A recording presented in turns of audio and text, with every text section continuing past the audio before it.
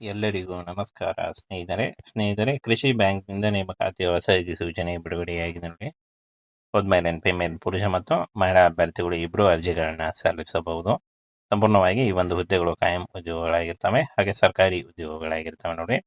ಇನ್ನು ಇದುವರೆಗೂ ಯಾರು ನಮ್ಮ ಟೆಲಿಗ್ರಾಮ್ ಚಾನಲ್ನ ಜಾಯಿನ್ ಆಗಿಲ್ಲ, ಈಗಲೇ ಜಾಯಿನ್ ಆಗಿ ಹೆಚ್ಚಿನ ಉದ್ಯೋಗ ಮಾಹಿತಿಗಳಿಗಾಗಿ.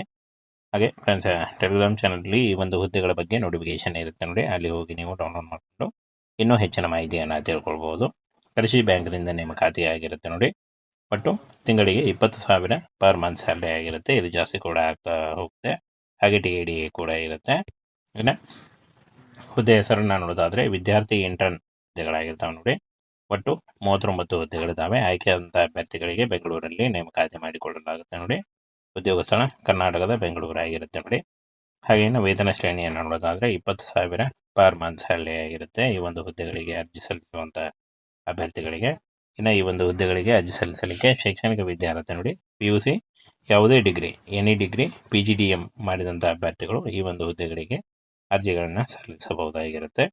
ಇನ್ನು ವಯೋಮಿತಿಯನ್ನು ನೋಡೋದಾದರೆ 20 ರಿಂದ 50 ವರ್ಷದ ಒಳಗಿನವರು ಅರ್ಜಿಗಳನ್ನು ಸಲ್ಲಿಸಬಹುದು. OBC ಅಭ್ಯರ್ಥಿಗಳಿಗೆ 3 ವರ್ಷ, SC/ST ಅಭ್ಯರ್ಥಿಗಳಿಗೆ 5 ವರ್ಷ ಹಾಗೂ PWD ಅಭ್ಯರ್ಥಿಗಳಿಗೆ 10 ವರ್ಷಗಳ ವಯೋಮಿತಿ ಸಲ್ಲಿಕೆ ಕೂಡ ಇರುತ್ತೆ. ಆದಷ್ಟು ನಿಮ್ಮ ವಯಸ್ಸಿನ ಲೆಕ್ಕಾಚಾರ ಮಾಡಿಕೊಂಡು ನೀವು ಈ ಒಂದು ಹುದ್ದೆಗಳಿಗೆ ಅರ್ಜಿಗಳನ್ನು ಸಲ್ಲಿಸಬಹುದು.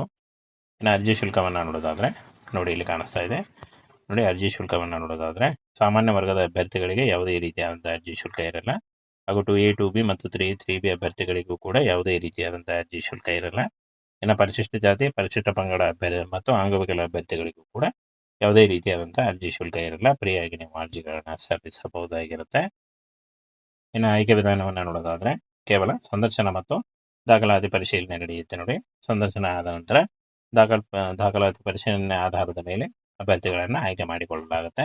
ಯಾವುದೇ ರೀತಿಯಾದಂಥ ಲಿಖಿತ ಪರೀಕ್ಷೆ ಇರಲ್ಲ, ಹಾಗೆ ಯಾವುದೇ ರೀತಿಯಾದಂಥ ಒಂದು ಅರ್ಜಿ ಶುಲ್ಕ ಕೂಡ ಇರಲ್ಲ. ಆನ್ಲೈನ್ ಮೂಲಕ ಅಫಿಷಿಯಲ್ ವೆಬ್ಸೈಟ್ಗೆ ಹೋಗಿ ನೀವು ಆನ್ಲೈನ್ ಅಪ್ಲಿಕೇಶನ್ ಫಾರ್ಮ್ ಫಿಲ್ ಮಾಡುವುದರ ಮೂಲಕ ಅರ್ಜಿಗಳನ್ನು ಸಲ್ಲಿಸಬಹುದು.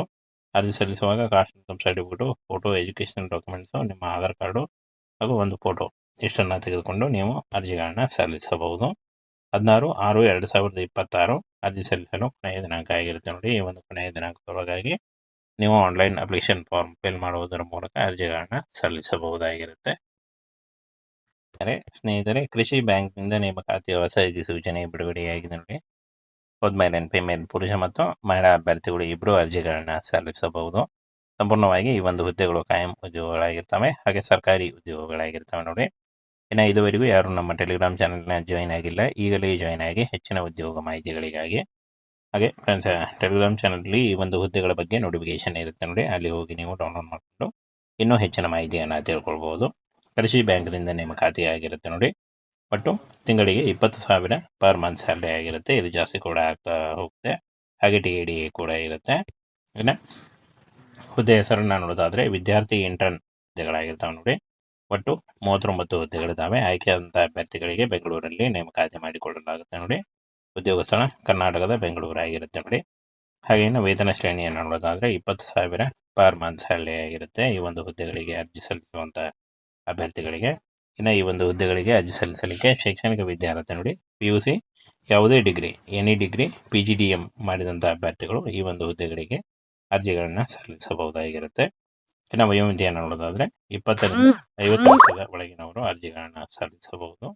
OBC ಅಭ್ಯರ್ಥಿಗಳಿಗೆ 3 ವರ್ಷ, SC/ST ಅಭ್ಯರ್ಥಿಗಳಿಗೆ 5 ವರ್ಷ ಹಾಗೂ PWD ಅಭ್ಯರ್ಥಿಗಳಿಗೆ 10 ವರ್ಷಗಳ ವಯೋಮಿತಿ ಸಲ್ಲಿಕೆ ಕೂಡ ಇರುತ್ತೆ. ಆದಷ್ಟು ನಿಮ್ಮ ವಯಸ್ಸಿನ ಲೆಕ್ಕಾಚಾರ ಮಾಡಿಕೊಂಡು ನೀವು ಈ ಒಂದು ಹುದ್ದೆಗಳಿಗೆ ಅರ್ಜಿಗಳನ್ನು ಸಲ್ಲಿಸಬಹುದು.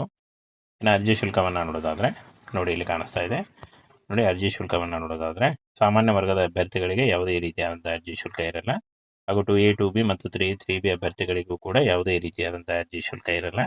ಇನ್ನು ಪರಿಶಿಷ್ಟ ಜಾತಿ, ಪರಿಶಿಷ್ಟ ಪಂಗಡ ಅಭ್ಯರ್ಥಿ ಮತ್ತು ಅಂಗವಿಕಲ ಅಭ್ಯರ್ಥಿಗಳಿಗೂ ಕೂಡ ಯಾವುದೇ ರೀತಿಯಾದಂಥ ಅರ್ಜಿ ಶುಲ್ಕ ಇರಲ್ಲ. ಫ್ರೀಯಾಗಿ ನೀವು ಅರ್ಜಿಗಳನ್ನು ಸಲ್ಲಿಸಬಹುದಾಗಿರುತ್ತೆ. ಇನ್ನು ಆಯ್ಕೆ ವಿಧಾನವನ್ನು ನೋಡೋದಾದರೆ ಕೇವಲ ಸಂದರ್ಶನ ಮತ್ತು ದಾಖಲಾತಿ ಪರಿಶೀಲನೆ ನಡೆಯುತ್ತೆ ನೋಡಿ. ಸಂದರ್ಶನ ಆದ ನಂತರ ದಾಖಲಾತಿ ಪರಿಶೀಲನೆ ಆಧಾರದ ಮೇಲೆ ಅಭ್ಯರ್ಥಿಗಳನ್ನು ಆಯ್ಕೆ ಮಾಡಿಕೊಳ್ಳಲಾಗುತ್ತೆ. ಯಾವುದೇ ರೀತಿಯಾದಂಥ ಲಿಖಿತ ಪರೀಕ್ಷೆ ಇರಲ್ಲ, ಹಾಗೆ ಯಾವುದೇ ರೀತಿಯಾದಂಥ ಒಂದು ಅರ್ಜಿ ಶುಲ್ಕ ಕೂಡ ಇರಲ್ಲ. ಆನ್ಲೈನ್ ಮೂಲಕ ಅಫಿಷಿಯಲ್ ವೆಬ್ಸೈಟ್ಗೆ ಹೋಗಿ ನೀವು ಆನ್ಲೈನ್ ಅಪ್ಲಿಕೇಶನ್ ಫಾರ್ಮ್ ಫಿಲ್ ಮಾಡುವುದರ ಮೂಲಕ ಅರ್ಜಿಗಳನ್ನು ಸಲ್ಲಿಸಬಹುದು. ಅರ್ಜಿ ಸಲ್ಲಿಸುವಾಗ caste income certificate, photo, educational documents, ನಿಮ್ಮ ಆಧಾರ್ ಕಾರ್ಡು ಹಾಗೂ ಒಂದು ಫೋಟೋ ಇಷ್ಟನ್ನು ತೆಗೆದುಕೊಂಡು ನೀವು ಅರ್ಜಿಗಳನ್ನು ಸಲ್ಲಿಸಬಹುದು.